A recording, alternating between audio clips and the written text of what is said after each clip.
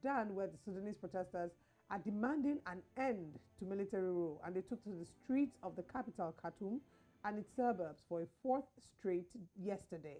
A violent crackdown by security forces during mass rallies on Thursday killed 9 people, making it the deadliest day for several months in the long-running protest against a military takeover last October, led by Army Chief Abdel Fattah al-Burhan.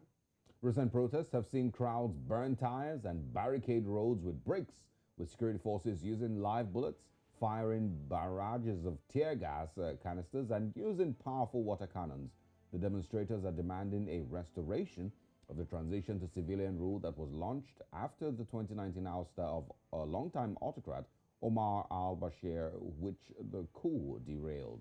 The coup further plunged Sudan into economic and political turmoil that has sent consumer prices spiraling and, of course, resulted in life-threatening food shortages. There was heavy deployment of security forces on the streets of Khartoum yesterday, including both army vehicles as well as those of the Rapid Support Forces (RSF), a feared paramilitary unit commanded by Burhan's deputy Mohammed Hamdan Daglo. Well, it feels bad, I mean, for Sudan. And I remember, when this happened, when the whole world was excited, that they were finally able to kick out Omar al-Bashir. It felt like, Africa was celebrating with Sudan at that, in that time. They felt like they finally were able to, take full control of their country and of their government. I remember that there were a lot of pictures of women, that they said led the protest, to ensure that he was kicked out of government. But not long after that, of course, the coup took place, and it feels like the country was once again taken back from the people. So it feels bad for them.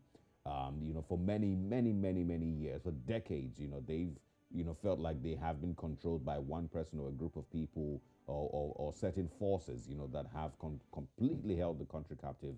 And this is really sad news for them. Very sad. And I once again also wish that leaders across the world understand, mostly across Africa, understand that protesting is a right. It's a civil right, and everyone should be able to protest as long as it's not violent. When you see protesters and the next thing you do is bring out the military or paramilitary or your armed forces to quell a protest, it doesn't make any sense. So at the end of the day, what we find is that a lot of these coups and these military takeovers end up doing what they're actually trying to fight against. So they're fighting against some form of autocratic rule, fighting against someone who's probably acting like a dictator in that country, and then there's a coup that takes over and that ousts them. But what we then see is he then refused to relinquish power. Absolutely. Let's take a look at this video, and we'll come back to having more conversations about that.